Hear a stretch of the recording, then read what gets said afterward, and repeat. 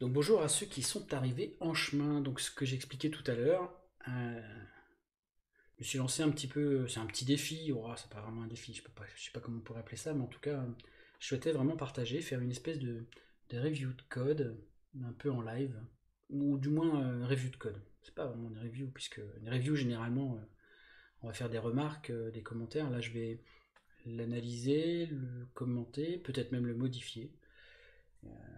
L'objectif est d'essayer de partager, de vous montrer ce que je vois, ce que j'identifie, ce qu'on pourrait en faire de tout ça. Et donc, ce que j'ai expliqué tout à l'heure, je suis allé sur Reddit, parce qu'il y a toujours des petits malins qui sont là pour dire regardez ma super appli que je viens de développer. Et, putain, le nombre de gens qui réinventent des frameworks, c'est hallucinant. Et donc, il y a toujours pas mal de codes comme ça qui sont partagés. Et je me suis dit, tiens, je vais aller voir sur Reddit. Et je suis tombé sur MiniCLI. Apparemment, une petite lib permettant de créer des lignes de commande, ouais, faire des lignes de commande. J'ai déjà fait un composeur Create Project avec MiniCLI, donc c'est ce que vous voyez actuellement à l'écran. Et là, on voit qu'il y a une commande, une première commande ici. Là. Donc, alors je me suis toujours posé la question, PHP Sapiname, différentes CLI. Bah ouais, ok. Sortir quand c'est pas du CLI, et à la limite, si c'était pas du CLI, c'est quoi le problème? Euh, Ça dépend après comment. J'ai pas arrêté de voir encore ce qu'il faisait exactement à l'intérieur, mais admettons. Moi, je pourrais au moins mettre un message d'erreur, un petit die, un echo, quelque chose. Bon, enfin bon, admettons.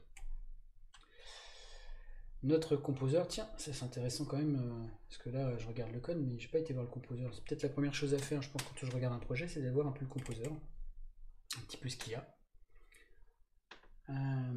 Étonnamment, il n'a pas mis son nom, le monsieur, celui qui a fait ça. Donc, MiniCLI, application, licence MIT. De toute façon, tout le monde met de licence MIT d'ailleurs, je constate. Homepage, CLI, ok. Bon, bah, c'est tout, en require, il n'y a rien. Et juste une PSR4 déclarée sur app. Ok. Ok. Et donc, MiniCLI qui est ici. Si on regarde cette fois-ci le composeur JSON du MiniCLI,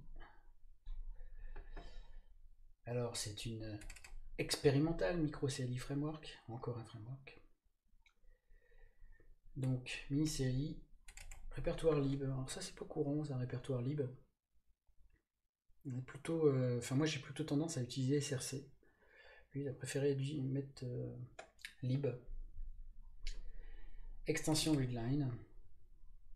Et bien vous savez quoi, je connais pas cette extension en fait. Pourquoi on met extension readline? Bon, s'il y en a un qui a des informations. C'est vrai que par défaut on a toujours tendance à mettre MIT. L'extension readline, ouais, ok, admettons. Donc il n'y a pas besoin de grand chose. Je dirais même qu'il n'y a aucune dépendance. Donc c'est aucune dépendance, c'est qu'il fait tout lui-même à la main. Bravo. Eh bien, regardons un petit peu ce qu'il y a là-dedans. Donc le mini-CLI, comme je disais, donc visiblement on instancie le constructeur.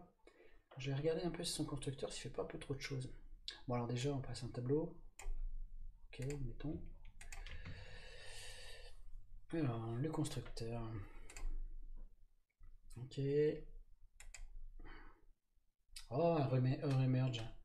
Alors personnellement, j'arrête de faire des emerge quand je fais des merges, en tout cas de tableaux associatifs. J'ai plutôt tendance à utiliser l'opérateur plus directement. Étonnamment, je trouve ça toujours plus clair. Et l'idée, c'est plutôt de faire carrément un plus égal. Hop, on vire tout ça. Voilà, moi j'ai plutôt tendance à écrire comme ça.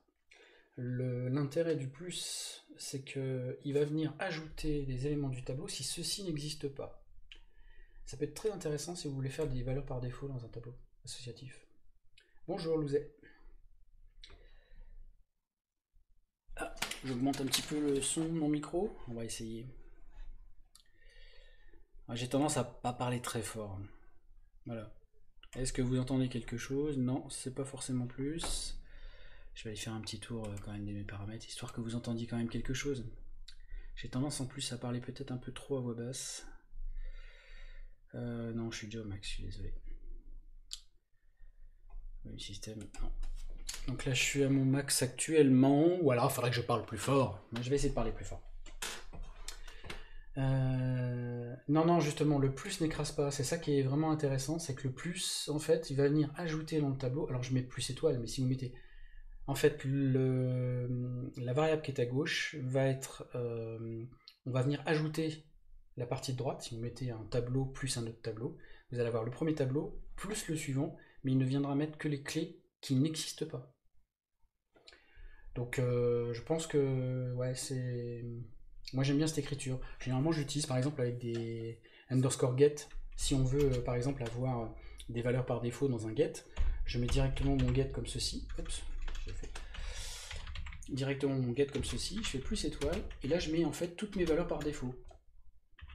ID nul, comme ça évitera d'avoir éventuellement des notices. Name chaîne vide, etc. Donc j'aime bien utiliser ça, ça me permet quand je vais traiter. Alors, je n'utilise plus les super globales aujourd'hui, alors je fais beaucoup de Symfony aujourd'hui. Et je préfère plutôt, c'est quand je manipule des tableaux, mettre des valeurs par défaut sur des tableaux que je reçois par exemple. J'ai toujours trouvé ça assez élégant finalement en écrivant de cette façon. Oui, parce que le plus égal, on est d'accord, hein, c'est ça revient à ça. Hein. Ok. Bref. Moi j'aime bien cette écriture. Je la trouve un peu plus concise que le remerge. Bon, voilà, c'est vraiment un pure opinion. Hein. Cette signature. Config ennullable. Ah oui, si config ennullable. Mais là en l'occurrence. Oui, en effet, config ennullable. Mais si vous passez un tableau, eh bien ça va se transformer en tableau. En fait, le nul va être transformé en tableau. C'est vrai qu'en faisant comme ça. Mais là, de toute façon, il faisait un remerge. D'ailleurs, remerge, si je ne m'abuse, il est censé prendre un tableau et non un nul. Donc je ne sais pas comment il se serait comporté avec un nul. Tiens donc. Alors, je ne sais pas vous, mais quand j'ai des questions à me poser, je fais ceci. J'ouvre directement. Alors attendez, je reviens. C'était pas ça que je voulais vous montrer. Si, je vais faire ça. Hop. Je vais sur 3val. Je ne sais pas si vous connaissez celui-là. Ça me permet d'évaluer. Et là, en l'occurrence, je vais pouvoir tester un truc. A égale rien ou nul. Tiens, c'est bien. Et là, si je fais un var dump, alors, vous verrez peut-être moins parce que là, du coup, voilà, faudra que je zoome un peu mon écran. Voilà, c'est peut-être un peu mieux. $A plus une valeur par défaut, ID égale 5 par exemple, ce genre de choses. Et donc là, oh, pas de bol, qu'est-ce que j'ai fait?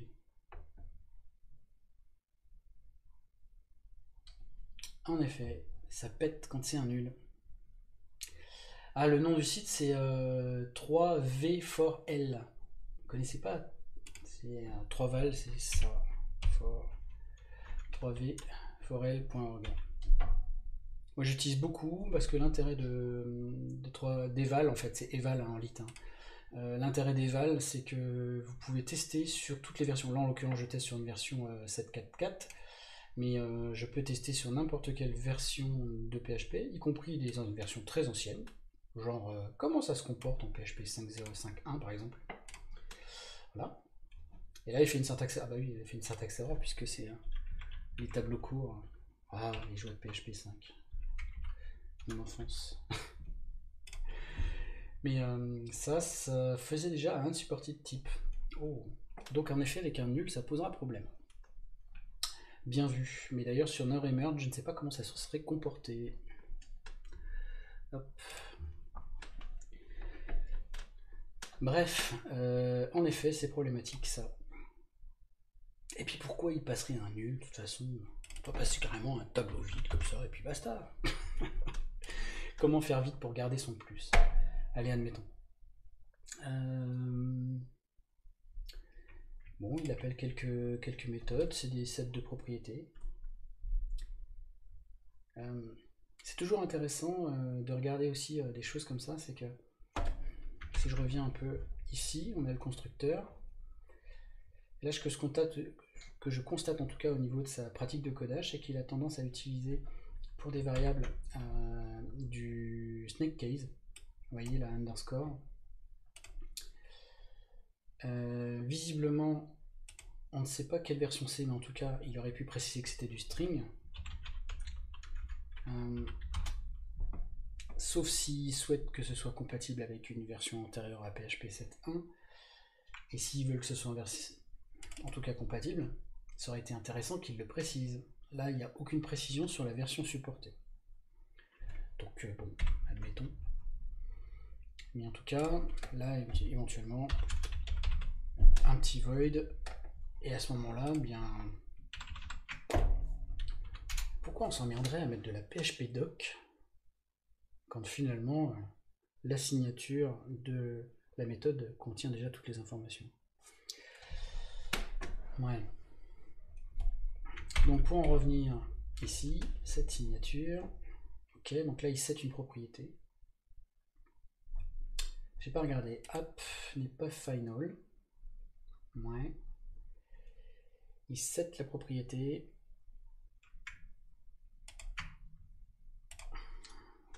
Il aurait pu directement faire une affectation dans app signature. Alors bon, mais ça pareil, il y a débat. C'est comme faire des sets avec des return this. Ça aussi, il y a débat. Moi personnellement, je m'en moque. S'il y en a qui préfèrent retourner des this, d'autres qui préfèrent retourner des void, moi ça me pose absolument aucun problème. Oui, je crois qu'il y a une PSR actuellement en cours sur de la PHP doc, mais c'est vrai que ça fait un bout de temps qu'elle traîne. Je sais pas où, je sais pas de toute façon les gens se mettent pas d'accord. Et comme ça avance pas, nos amis de chez PHP Stan ainsi que nos amis de chez Psalm sont en train d'inventer aussi leur propre PHP doc. Du coup, on commence à avoir des dérives au niveau des PHP doc. Je pense qu'il va devenir urgent de formaliser un petit peu ça dans une PSR. Oui, les habitudes. Mais je suis du genre la plupart du temps à regarder un peu comment les développeurs travaillent et je viens pas pour casser les habitudes. C'est une mauvaise pratique finalement d'arriver avec ses grands sabots en disant c'est comme ça qu'il faut faire, n'hésitez, c'est de cette manière, il ne faut pas faire autrement. Moi je reste assez pragmatique là-dessus et je préfère regarder un peu comment les gens pratiquent et essayer plutôt de m'adapter à leurs habitudes parce que si on change complètement leurs habitudes, bah, ça va être un peu le foutoir. Après, si tout le monde code de façon complètement différente, c'est sûr qu'à un moment, il va falloir trouver une astuce. Ou en tout cas, il va falloir trouver un compromis. Mais à la base, moi, ça me gêne pas. Franchement, ça me gêne pas. Alors, on a été à add signature et là, add service. Ah ouais, celui-là, il est rigolo. Un truc que j'aime bien faire quand je lance un projet, c'est de lancer un PHP Stan. Alors, je sais pas si vous êtes amateur de PHP Stan, mais moi, j'aime beaucoup PHP Stan. Et une petite analyse de under initially. Non, c'est pas SRC. Il a appelé ça lib. Lib. Non, initially lib. Voilà. Alors, un petit PHP Stan. Toc. On voit qu'il n'y a pas d'erreur. Bon, il y en a 16, donc ça va aller vite. Sauf que PHP Stan, quand on lance par défaut, il est à level 0. Ouais. On va essayer de mettre un level un peu supérieur pour voir. Ah, déjà on commence à voir des choses intéressantes. Et là justement on est dans app, ça tombe bien. La ligne 30. Et si on regarde la ligne 30, bah justement, tiens, dans mode présentation, j'affiche pas les numéros de ligne. C'est chiant ça. Non, j'affiche pas les numéros de ligne. Putain. La ligne 30, c'est celle-ci. Non, c'est celle-ci. Ouais. En fait, là, il a fait un système de service. J'ai l'impression que c'est un peu une fausse bonne idée. Parce que le problème qu'on va avoir ici, c'est que du coup, il utilise ici des propriétés. Ouais, j'ai renié volontairement une partie de mon écran parce que je regarde un peu si je peux. Je sais pas si ça avait tout là. Ah, vous n'avez pas tout. C'est pour ça. Bah oui, je suis bête. C'est pas tout. Là, c'est peut-être un peu mieux. Hop, voilà. Salut Caméléon. Oui, donc ce que je disais, c'est que là, il a fait un système de service. Quand on va dedans, alors là, bon, c'est facile, il ajoute un service, donc c'est dans une propriété, services, protégé, ok. Seulement derrière, là ici, on voit qu'il fait un sysconfig de apppass. Et en fait, config, bah, il n'existe pas. Il n'existe pas, pourquoi? Bah, parce qu'il a mis des putains de getters magiques.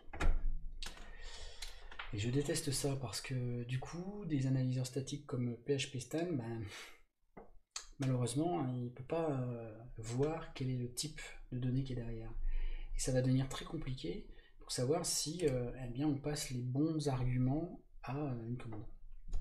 Alors, si vous n'êtes pas amateur ou si vous n'utilisez pas les analyseurs statiques, moi personnellement, je vous invite très fortement à utiliser des analyseurs statiques.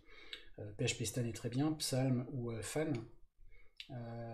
Parce que l'intérêt de tout ça, c'est qu'il va pouvoir vous détecter des anomalies, des usages que vous verrez normalement en temps normal à l'exécution. Tandis que là, il vous le sort, c'est un peu comme une phase de compilation. Et je trouve ça assez génial, parce que plusieurs fois, ça m'a sauvé la mise. Ça m'a permis de remonter des erreurs que je ne voyais, je n'avais pas vu. Et ça m'a permis de remonter surtout des bugs risques, c'est-à-dire des cas qui, pour le moment, ne posaient pas de problème, parce qu'on passait les bonnes valeurs, mais il aurait été possible de pouvoir passer une autre valeur qui aurait pu péter après par des fatales ou autres. Et c'est pour ça que j'aime bien les analyseurs statiques. Et là, en l'occurrence, avec son système de getter magique, bah, du coup, config, on ne sait pas ce que c'est.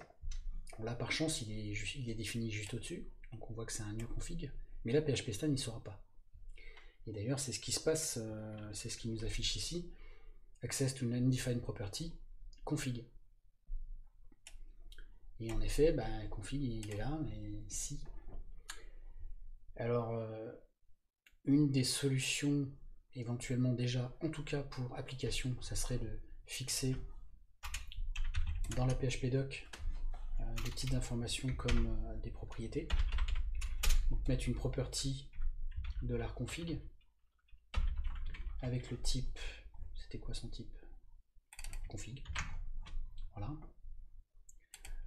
Au moins avoir ça, ça permettra quand même à l'analyser statique de pouvoir déjà détecter des cas un peu particuliers. Donc là, ça remonte plus.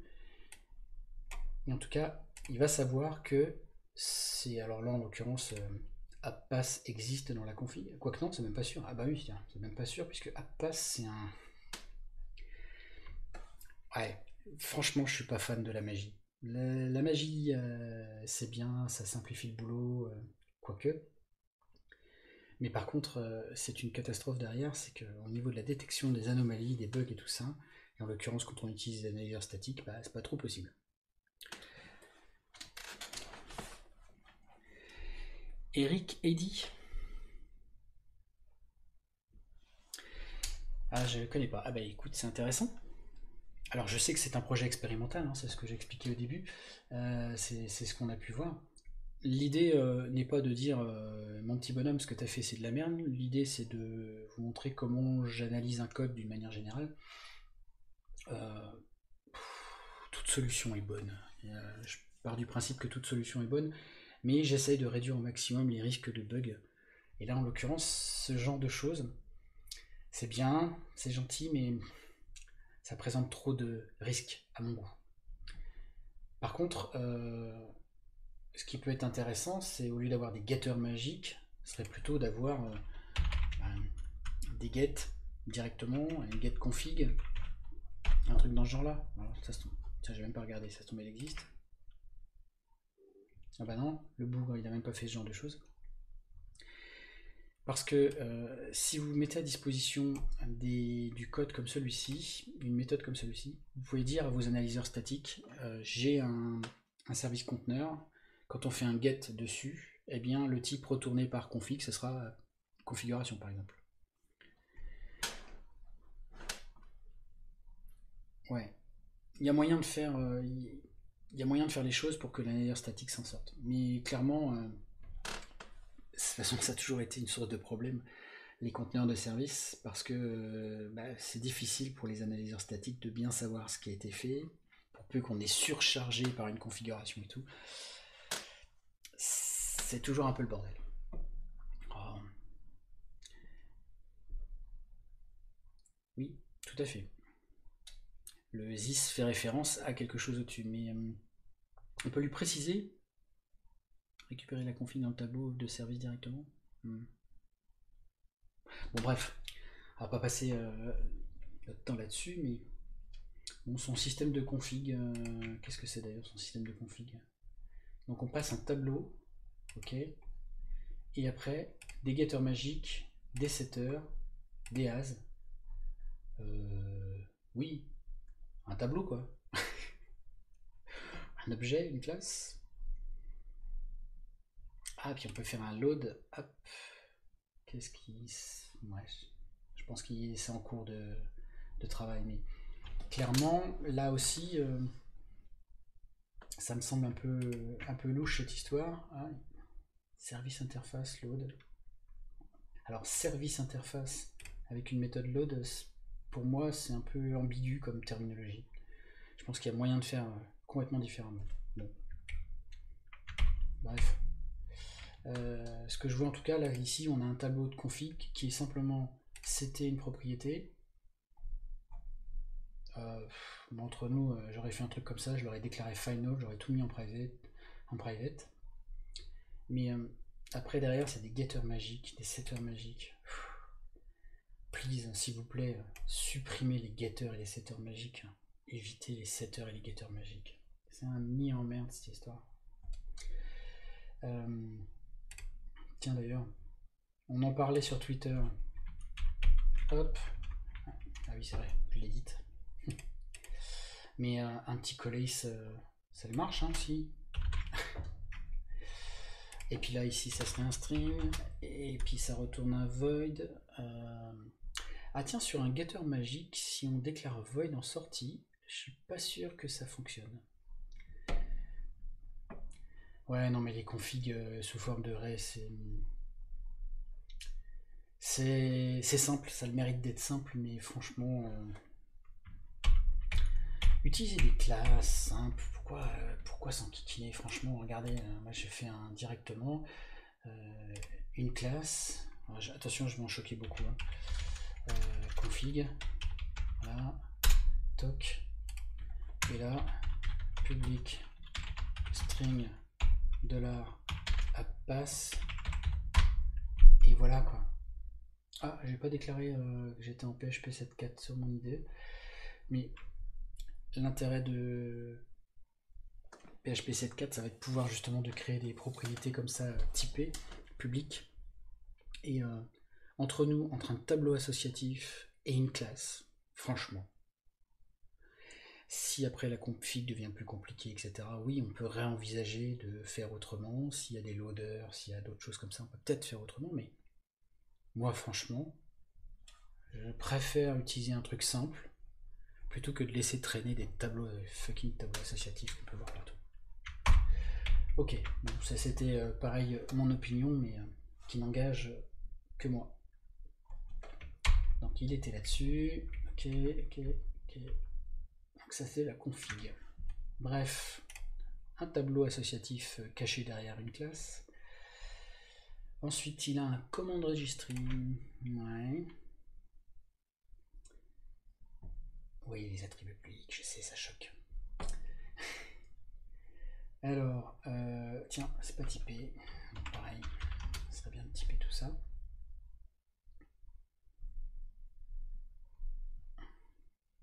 C'est vrai que ça sera bien ça. Ah, son système de service qui implémente Service Interface. avec cette méthode load. Alors là, elle fait quoi? Autoload namespace. Oh, d'accord.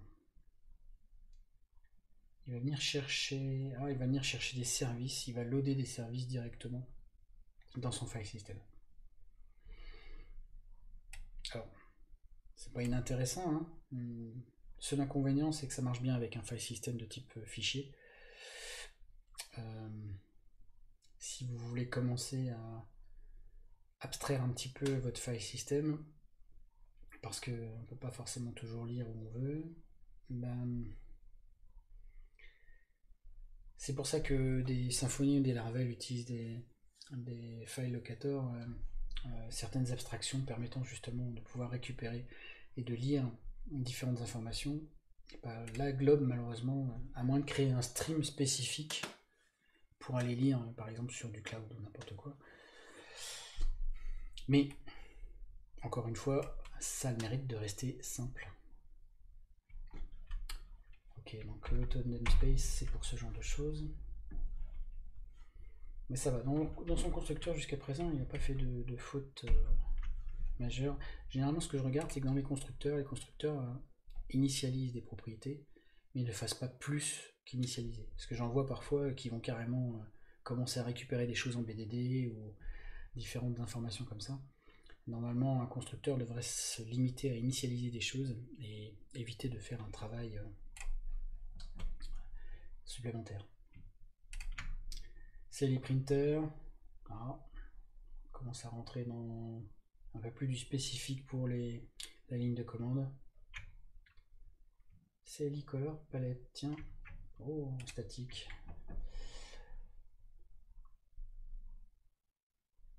Qu'est-ce que c'est que ce truc? Ah, c'est une fonction, pardon. Enfin, une méthode. Méthode palette. Et il vient récupérer. Ah ouais. Ah ouais. Bah, tant qu'à faire, si on veut optimiser, autant déclarer ça statique. Hein. Il gagnera. Pourquoi mon idée râle? Can use temporary expression in right context. Ah oui. On peut pas faire ça. Tout à fait. Il aurait fallu faire thème régular et... Ah oui, d'accord. Je comprenais pas pourquoi. Donc ça veut dire qu'il faut faire ce genre de choses. Il va falloir l'encapsuler. Alors pourquoi je mets un statique, hein, parce que le statique a le mérite de ne pas être initialisé à chaque fois.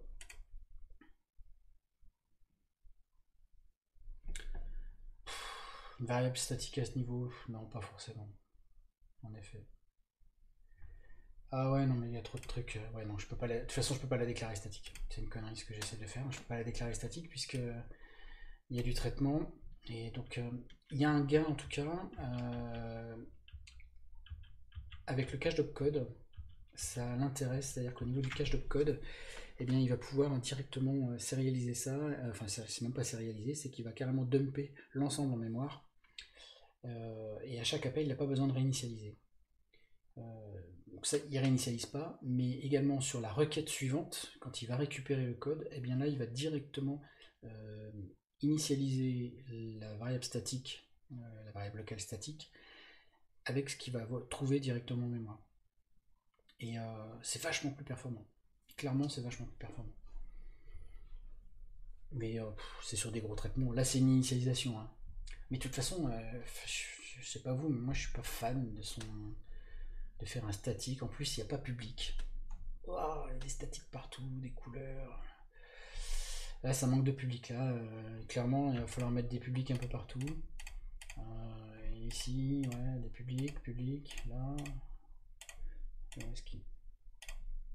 Hop, ça, public. Et ça, hop, allez, public.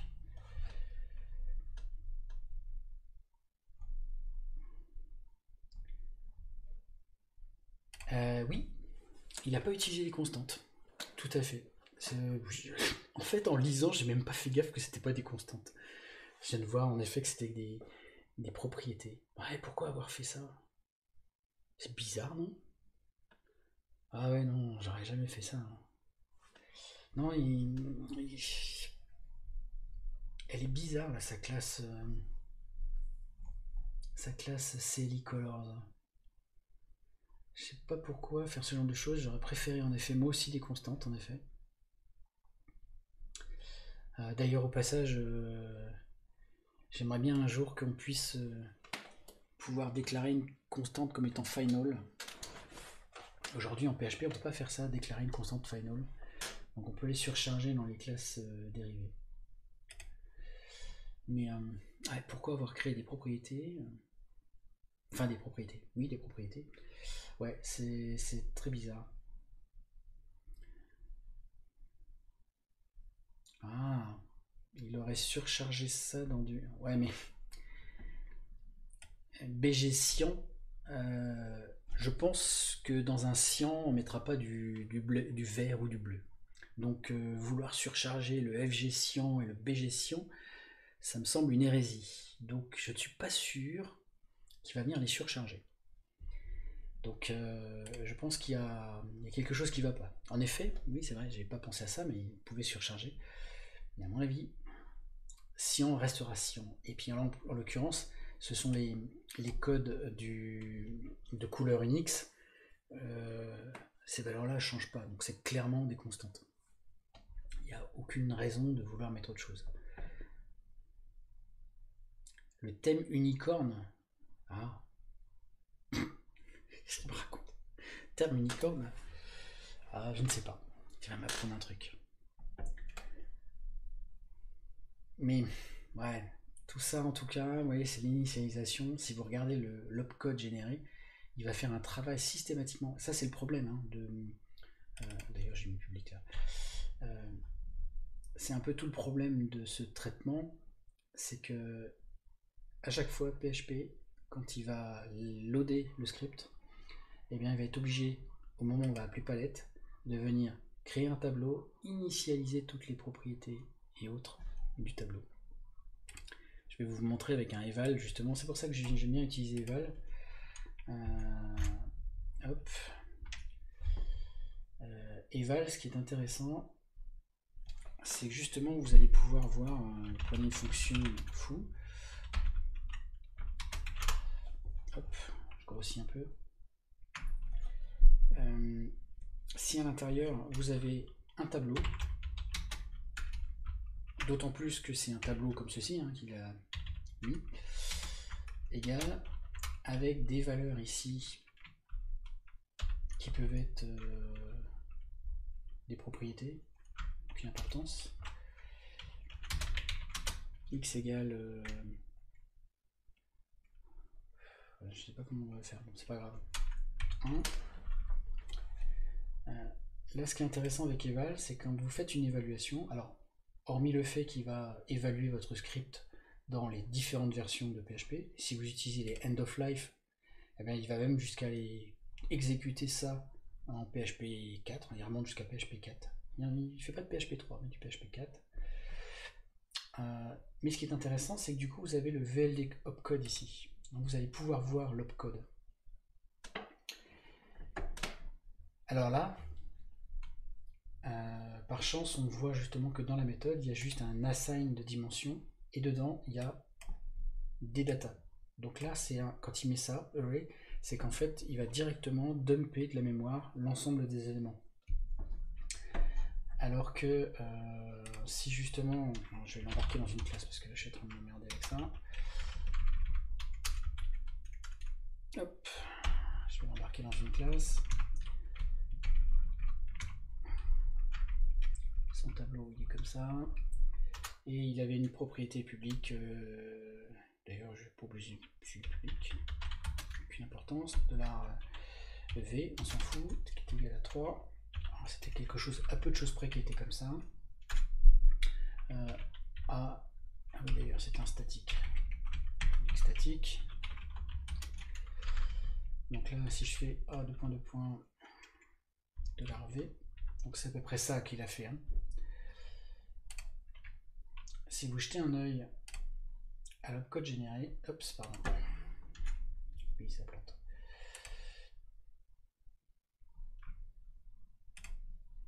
Et bien là, quand on regarde l'opcode, là ici, il est obligé de faire un fetch de statique, c'est-à-dire qu'il va devoir initialiser un tableau.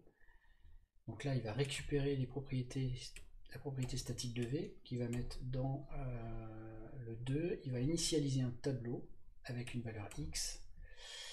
Et ensuite, il va assigner DD et il va lui mettre la valeur qu'il a récupérée en 2. Donc là, dans X, il va mettre ce qu'il a récupéré. Et ensuite, il va créer, assigner un tableau avec cette dimension. Donc, faire de cette façon, bah, du coup, c'est faire travailler le cache d'opcode. Donc clairement, son cache d'opcode, là, ici, va beaucoup trop travailler. C'est pas une bonne idée de faire ce genre de choses. Avec des propriétés ici, avec directement un tableau. C'est pour ça que moi, je voulais utiliser un statique. Ça me permet d'initialiser un tableau directement. Et il va pouvoir dumper de la mémoire très rapidement. Là, ben, on fait travailler à chaque requête l'opcode, l'opcache en tout cas, ce qui me semble pas vraiment pas une bonne idée. Et là, il y a le thème régulier, thème unicorne. Ouais, d'accord. Donc il a ces deux thèmes. Et en fonction du thème choisi, il récupère la palette. Ah oui, d'accord. Donc c'est ça qu'il a voulu faire. Ouais. Ouais. Alors pareil, hein, toujours opérateur collace, faut pas hésiter à l'utiliser. C'est quand même vachement plus pratique. Et ouais, je réfléchis en même temps. Mais son tableau ici associatif, il aurait pu parfaitement le mettre directement dans une constante ou dans un statique ici. Bon, en tout cas, là clairement, il y a du travail à faire là-dessus. Alors, UniFR. Tu viens d'utiliser le mot qui m'horripile le plus, singleton. Oui, non, on va éviter. Les singletons, c'est vraiment quelque chose qui pose. Quand je fais de l'analyse statique, ça c'est quelque chose qui me pose énormément de problèmes, c'est l'utilisation de singletons. On a tendance à les utiliser un petit peu partout, un peu trop facilement. Et ouais, ça apporte plus de problèmes que ça n'en résout. Donc, non, on va éviter les singletons, s'il vous plaît. N'utilisez pas de singletons, faites-moi plaisir. Ou alors, éventuellement un conteneur de service. Après tout, un conteneur de service, on n'est pas loin du singleton. Vous prenez votre conteneur de service, il vous retourne toujours la même instance. Et dans certains cas, on peut lui demander de retourner une nouvelle instance. Mais la plupart du temps, il retournera toujours la même instance. Singleton n'apportera rien ici, en tout cas, dans le problème là de palette. Bref. Donc là, il y avait sa palette. Donc c'était pour retourner un tableau en fonction du thème choisi. Ok. Et là, c'est l'item. Qu'est-ce que c'est? En fait, il récupère les styles. Tiens, ça c'est amusant. Il a mis ses styles en public. Alors soit c'est une erreur, soit c'est volontaire. Mais il y a un truc qui est intéressant, c'est ça, le fait de vouloir initialiser avec un tableau, alors que de toute façon, derrière par le constructeur, ça sera écrasé. Est-ce que vous, qu'est-ce que vous faites? Je vous pose la question parce que en fait, je n'ai pas la réponse. Est-ce que vous avez tendance à utiliser plutôt ne pas initialiser quand vous initialisez dans le constructeur, ou alors initialiser avec nul, ou alors mettre une valeur par défaut, et à ce moment-là, à quoi ça sert de l'initialiser dans le constructeur? Je sais pas. Des constantes globales. Oh, vous me faites mal à la horte avec certaines réflexions quand même.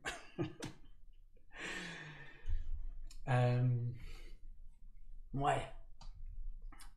Alors, pas d'init? Ouais, moi non plus. Je serais du genre à pas d'init quand même là-dessus. Une petite PHP doc éventuellement pour faire plaisir à nos analyseurs et nos analyseurs statiques et à... Parce qu'en plus comme c'est du public, c'est quand même un peu dangereux là, ce qu'il a fait. Ouais, pas d'init de la valeur, je suis d'accord. J'aurais plutôt tendance à faire ça aussi, pas initialiser. Une petite PHP doc éventuellement. Mettre ça peut-être en protected. Alors, aujourd'hui, j'ai changé un petit peu dans mes habitudes. J'étais un très très grand fan de l'héritage. Je faisais des grandes hiérarchies de classe. Et aujourd'hui, je suis plutôt passé sur un mode je mets tout en final,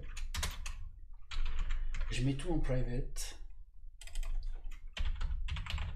Et si éventuellement, peut-être un jour, je venais avoir un besoin d'avoir une hiérarchie de classe ou de pouvoir surcharger, là à ce moment-là, eh bien dans le code, je viens modifier, j'enlève le final, je remets en propriété publique, protégée, et j'utilise ça. Alors oui, là je sais que je peux choquer certaines âmes sensibles, mais clairement, si vous mettez du final, c'est surtout de mon expérience de code legacy. J'ai fait plusieurs entreprises où il y avait toujours beaucoup de code legacy. Et quand on a du code legacy, il y a un moment, on souhaite changer, on souhaite faire évoluer. Et quand on arrive face à du code, on dit ah, alors celui-là, ah oui, mais si je modifie son comportement, mais si la classe elle est surchargée ailleurs, etc. Donc du coup, on commence à chercher partout dans le code pour voir s'il ne peut pas être utilisé ailleurs. Si elle avait été déclarée final, on ne se serait pas posé la question. Et je trouve que aujourd'hui, on devrait limiter de plus en plus les hiérarchies de classe. L'intérêt du final, c'est sa force en fait, c'est dire que tu n'as pas le droit de surcharger. Tu peux pas faire d'extend d'une classe qui est final. Moi j'ai fait beaucoup à une époque, beaucoup de Delphi, pour ceux qui se rappellent le langage Delphi, donc une espèce de Pascal objet qui est assez ancien maintenant. En Delphi, par défaut, toutes les classes sont final. Et pour pouvoir surcharger une classe, eh bien, il faut déclarer la classe comme étant override. C'est pas overrideable, en fait, il faut mettre override, ça veut dire que cette classe-là peut être surchargée, mais par défaut, elles sont final. Et j'ai toujours trouvé que cette approche était saine de par défaut. On met final, on met des propriétés privées. Et si éventuellement on vient être confronté à un besoin de créer une hiérarchie de classe, eh bien on va ouvrir un peu plus et enlever les finals. Il ne faut pas hésiter à aller modifier une classe, surtout une classe final, à venir changer justement sa visibilité et son extensibilité. C'est pas forcément une mauvaise pratique. Je sais que les pratiques veulent qu'on regarde un petit peu normalement un code qui a été développé, on n'y touche plus, on n'y revient plus, on doit pouvoir rendre le code extensible, etc. Solide. Bref, il y a certains aspects sur le solide, je suis pas forcément toujours d'accord. Bref. Ouais, certes c'est restrictif, mais aujourd'hui il n'y a pas de besoin. Et quand on analyse son problème, c'est l'item finalement, est-ce qu'il y aura un besoin de venir surcharger ça? Je suis pas top convaincu. Surtout qu'en plus il utilise un système de style avec son fameux truc, sa fameuse palette là. Donc je pense qu'il y a moyen. Oui, c'est du code non partagé, en effet. Ouvrir les portes, mettre une classe non final, c'est justement ouvrir peut-être un petit peu trop le code. Et aujourd'hui, il faudrait plutôt qu'on se pose la question de faire de l'agrégation plutôt que de l'héritage. Moi j'étais un grand fan de l'héritage. Aujourd'hui j'y suis un peu revenu et je pense maintenant que le salut est plutôt dans l'agrégation. Donc c'est pour ça que ça c'est ce que je fais aujourd'hui, c'est ma pratique, de mettre du final partout. Maintenant vous faites ce que vous voulez. Ce n'est pas un dogme. Vous n'êtes pas obligé de mettre du final partout comme moi. Bref. Mais par contre, je suis désolé, mais les guetteurs magiques, il va falloir un moment arrêter. Hein. Avec la réflexion, en effet, on peut faire plein de choses. On peut faire des choses très crades avec la réflexion. Des choses que j'aime pas. Pour moi, si on doit utiliser la réflexion, c'est qu'il y a un problème à la base de conception. Encore une fois, ce n'est que mon opinion. Alors on en était où? On en est juste au constructeur de la... Vous voyez, il est 45, je parle. Je sais pas si vous êtes chaud pour continuer encore un petit peu. Je peux me dire encore un petit quart d'heure. Je sais pas ce que vous en pensez. Oui, non, peut-être. Bon, allez, go. Allez, je me dis jusqu'à 23 ça. Après, j'arrête. Après, il va faire dodo. Demain, on travaille. Chez soi, mais on travaille. Putain, j'ai jamais autant bossé qu'en ce moment. Il faut dire que je travaille sur un logiciel qui sert à faire du travail à distance. Bref. Donc là, donc, des systèmes de service. Donc il a créé un système de service dans son app. Et si on en revient là, c'est initialisé, enfin, avec le thème regular. Donc on en vient justement à cette fameuse initialisation. Et enfin, on exécute la commande avec argv en paramètre. Bien, argv, ok. Éventuellement un petit void, ça fait pas de mal. Essayez de mettre, après tout, PHP, on en est à quelle version? Aujourd'hui, PHP, on en est à la version 7.3. Hein, la 7.2, elle existe encore jusqu'à la fin de cette année. Et encore, hein, je crois que c'est, je regarde, jusqu'au 30 novembre 2020, le PHP 7.2. Mais le void a été introduit quand même en PHP 7.1. Je vous rappelle que PHP 7.1 n'existe plus depuis l'année dernière, décembre, novembre l'année dernière. Et encore, il était en security, puisque PHP 7.1 s'est terminé en fin 2018. Donc, arrêtez de ne pas vouloir utiliser des voids, ou alors vous êtes encore sur des vieilles structures legacy. C'est possible. Ouais, 7.4, c'est bien 7.4.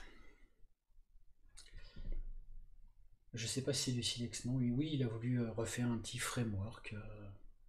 Mais on se fait plaisir à faire des frameworks. Moi, franchement, développer un petit framework pour le plaisir, j'aime bien.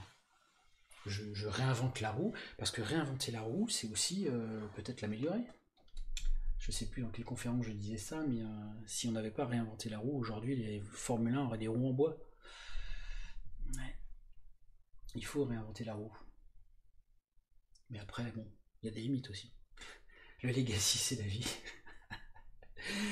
Eh ouais, malheureusement, on travaille tous sur du legacy, nous sommes tous notre futur legacy. Ouais, c'est bien pour apprendre, je suis d'accord. Bref, revenons-nous. Donc en effet, il a une... Allez-y, mettez des voids, faites-vous plaisir, mettez des voids.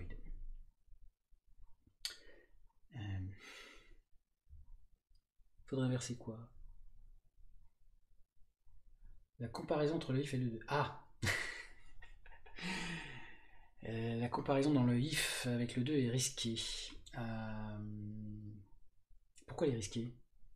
Pourquoi tu dis qu'elle est risquée, comparaison?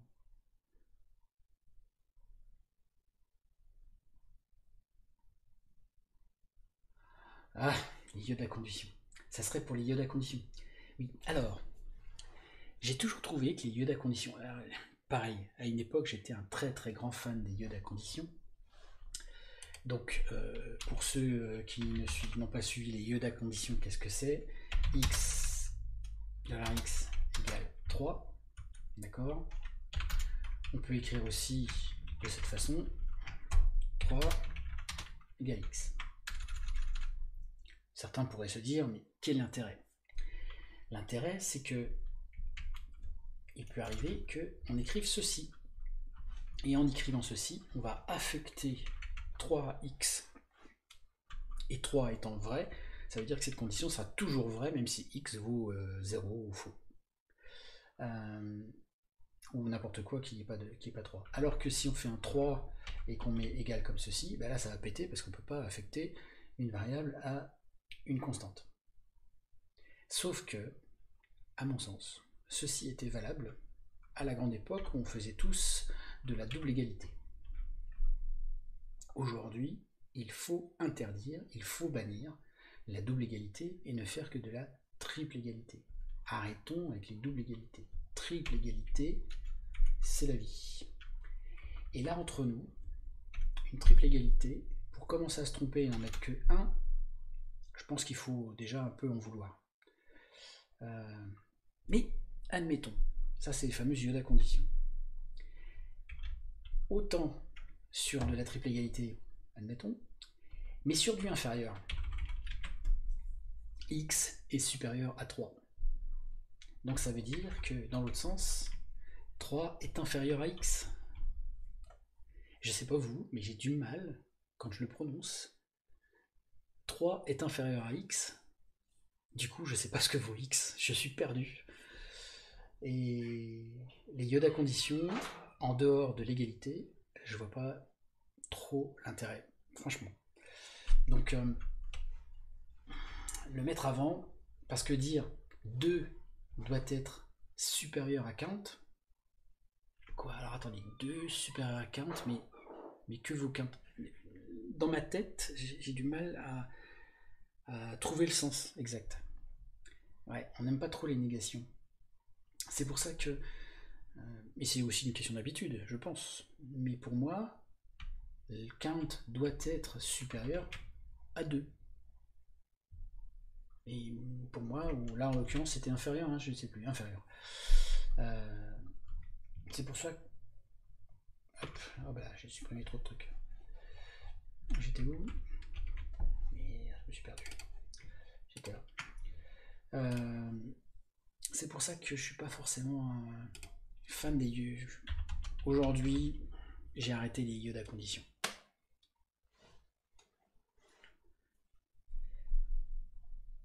Oui, c'est ça. C'est un coup d'overhead de compréhension. Tout à fait. Ah, c'est bon, ça, je le garderai, ça. L'overhead de compréhension. C'est bon, ça. Ouais, non, je suis désolé, mais mettre le 2 avant, non, c'est pas une bonne chose.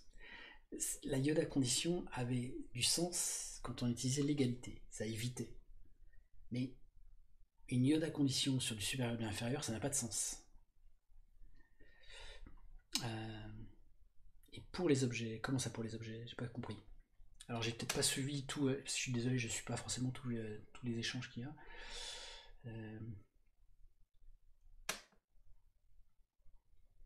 Obligé du égal, du double égal pour les objets. J'ai pas compris. Ah, comparer des objets avec une constante. Non, il y a une RFC en plus qui traîne depuis un certain temps pour proposer des méthodes, tout un ensemble de méthodes magiques permettant de venir créer des égalités strictes d'ailleurs je crois, de pouvoir faire des comparaisons inférieures, supérieures, etc. Donc de pouvoir surcharger en fait les opérateurs avec des objets. Je suis pas fan. Comparer des objets avec une double égalité, si tu veux les comparer, obligé de faire du double égal. Ouais. Oui. C'est comme tester et comparer deux objets dead time par exemple. C'est vrai que c'est intéressant pour voir si c'est la même date. Ouais, c'est pas fou quand même d'utiliser l'opérateur d'égalité. Moi aujourd'hui j'ai totalement proscrit l'usage du double égal. En effet, le triple égal, tout à fait, qui permet de comparer des dates. C'est vrai que c'est facile. Et je sais pas. Alors dans ton exemple, new date time de now égale new date time de now, dans certains cas, ça pourrait être faux, même avec une double égalité, dans la mesure où il va faire le now au moment où il va initialiser, et il se peut que quand il va initialiser le deuxième objet avec now, eh bien, ce soit pas le même now à la seconde près. Faire gaffe à ce genre de choses. Mais bon, c'est pour l'exemple, je vois ce que tu veux dire. Pardon. Ouais, une microseconde peut-être, je sais pas. Bref, on s'écarte du sujet. Ouais, l'égalité entre les objets. Je sais pas. Faites comme vous le sentez. Moi personnellement, j'en fais plus. La double égalité, je l'ai totalement proscrit. Et dans les règles PHP Stan, c'est interdiction totale absolue d'utiliser le double égal. Mais voilà, si après je veux comparer des objets, ben je mets à disposition voilà, des is equal to ou des choses comme ça. Je préfère utiliser un is equal. C'est comme mettre une méthode toString plutôt que de underscore toString. C'est voilà, vaut mieux utiliser des méthodes, des vraies méthodes et utiliser l'égalité là-dedans. C'est vrai que c'est plus facile à lire, c'est une question d'habitude après tout. Si vous commencez à vous poser la question sur écrire 2 caractères ou en écrire 7, franchement, si on en arrive à là, c'est qu'il y a peut-être des questions à se poser.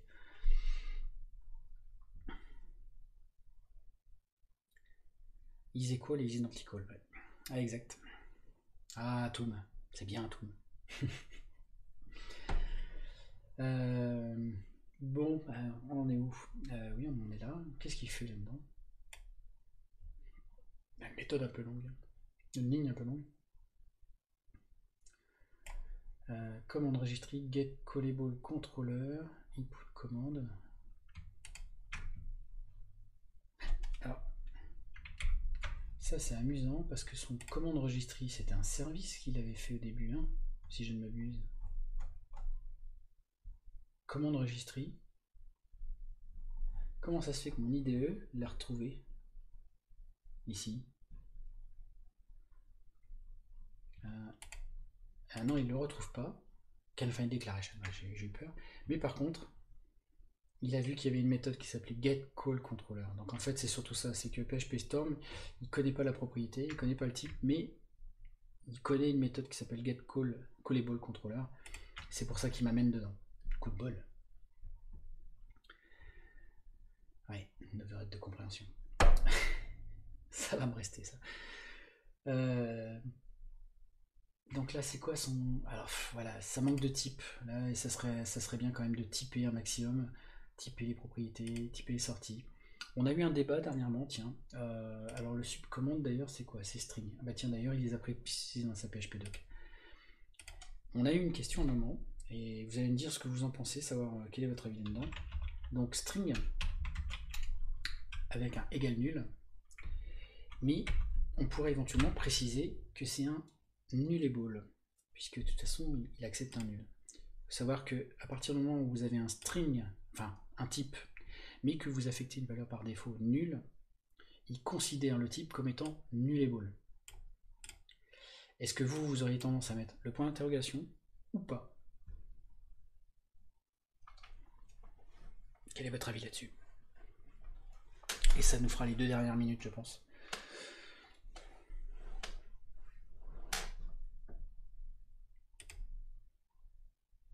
Alors, string avec un point d'interrogation devant. Hein.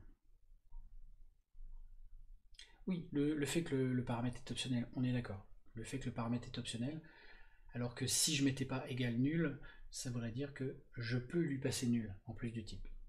Alors sachez qu'en PHP 8, on va pouvoir avoir les multi-types, enfin comment on appelle ça, l'agrégation de type. Donc on va pouvoir mettre un pipe si on veut que ce soit un string et éventuellement un int. On va pouvoir écrire des choses dans ce genre là. Mais en tout cas, le fait de mettre point d'interrogation, ça veut dire qu'on peut mettre un nul. Alors que si je mets égal nul, ça veut dire que c'est la valeur par défaut. On est d'accord. Mais par souci de cohérence, autant mettre le point d'interrogation, je suis d'accord. Je pense que la bonne pratique aujourd'hui, je n'avais pas cette pratique là jusqu'à présent, mais c'est des questions que je me suis posées il n'y a pas très longtemps, qu'on s'est posé avec l'équipe. Et maintenant la pratique, ça va être de mettre un point d'interrogation, tout à fait. Ouais. On va pouvoir mettre des pipes de partout. Namespace, get namespace, ok. Un return. Alors là c'est dommage pareil, un return. Donc là il manquait vraiment le typage. Type ici. Et le type de sortie. Donc qui est visiblement un contrôleur nullable. Hop. Ceci. Voilà.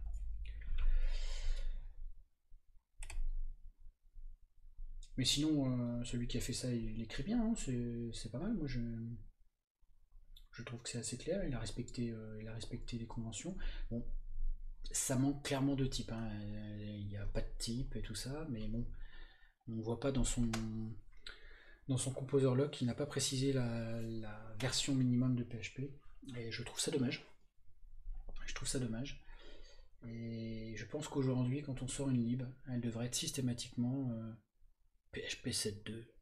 Il faut forcer un peu la main, il faut que les gens avancent quand même sur les versions. Il faut pousser au cul. Je vous rappelle que PHP 8, c'est à la fin de l'année quand même, hein. Ça arrive, hein. PHP 8, c'est annoncé pour dans pas longtemps, hein, on va dire à la fin de l'année. Quoi qu'avec le coronavirus, vous pensez que ça va être retardé? On est d'accord que c'est une Yoda ceci. Oui, en effet. Faire un substring avec une Yoda condition comme ça. Euh, Comme je vous dis, les Yoda conditions à la base, c'était fait pour les problèmes d'affectation variable. Là, si on a substring égale quelque chose, bah, il n'y a pas de variable ni d'un côté ni de l'autre. Prendre le réflexe de la Yoda condition. Moi aujourd'hui, j'ai totalement abandonné les Yoda conditions. Je suis plus sur les Yoda conditions. Aujourd'hui, j'ai arrêté les Yoda conditions. Justement pour cette overhead de compréhension. Mais en effet, c'est tout aussi possible et c'est aussi la Yoda condition. Sortez des mouchoirs de PHP 8, pourquoi?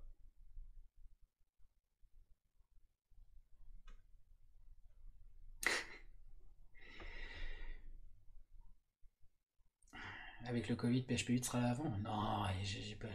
Et s'il vous plaît, je vais pas rester avec mes enfants jusqu'à la sortie de PHP 8. Aidez-moi, faites-moi sortir de là. Oui, il y a encore des projets en PHP 5, tout à fait. Et je pense que c'est un problème, c'est un risque, mais il va falloir qu'on maintienne sur respirateur ces versions. Mais la pratique, ça va être de faire tourner ces versions sur des machines, et puis quand on va faire évoluer le code, eh bien, sur une nouvelle machine, on fait tourner une nouvelle version, on monte en version, mais voilà. C'est clair que PHP 8, moi j'ai quand même quelques craintes avec l'arrivée de PHP 8. Il y a quand même certaines choses qui vont casser, qui vont poser quand même potentiellement problème. Et j'ai peur que les gens aient peur de migrer sur PHP 8. Autant PHP 7, le gap n'était pas encore trop énorme au niveau de la casse. Par contre, PHP 8, ouais, ça va être un peu plus gênant. J'ai peur que l'adoption de PHP 8 soit un peu plus compliquée. Mais clairement, il faut tout faire pour. Et franchement, PHP 5, si vous prenez Rector, alors je ne sais pas si vous connaissez Rector, je vous l'écris là pour. Si vous ne connaissez pas Rector, intéressez-vous à Rector. Rector est pas mal parce qu'il permet de faire de la migration de code de manière automatisée et de faire monter des versions, en l'occurrence des versions 5. Par exemple, faire une version, je ne sais pas si vous pouvez aller directement sur la 7, mais il y a des possibilités de migrer le code quand même assez facilement. Les dépréciations en PHP 8, non, les dépréciations elles sont en ce moment. Rector BE, je ne sais plus, c'est ça, Rector PHP. Intéressez-vous à Rector, ça va vous aider à faire de vos migrations quand même de version. Il va falloir faire quelque chose, mais il faut arrêter PHP 5. Il faut arrêter PHP 5 s'il vous plaît, ne serait-ce que déjà pour les performances. Et, et puis aussi, justement, l'analyse statique et tout ce qu'on va pouvoir faire avec. Bref, il est 23h04, les amis. Je ne sais pas si vous avez trouvé ça intéressant, si vous souhaitez qu'on fasse encore ce genre de petit exercice, si ça vous plaît. Moi j'aime bien faire ça, et puis à la limite, n'hésitez pas à me communiquer. Sur Twitter, mes MP sont ouverts, donc vous pouvez m'écrire et m'envoyer vos idées éventuellement de code. Ça peut être intéressant. Voilà, on n'a pas été très loin, ça a été une première, voilà. Et je sais pas si vous avez appris des choses, si c'était intéressant, si vous me dites a priori que ça vous plaît. Donc on essaiera d'en faire d'autres comme ça. J'aimerais bien faire un truc un peu genre tous les mercredis. Ça peut être bien tous les mercredis soirs. L'horaire, alors.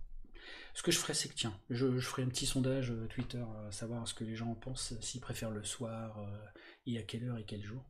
Mais je ferai un petit sondage et puis j'essaierai de faire ça au moins une fois par semaine. Ça peut être intéressant. Peut-être pas une heure. On va faire des petits bouts quand même d'une demi-heure. Je veux pas des trucs trop longs. Quoique j'ai l'impression que vous êtes tous des noctambules comme moi.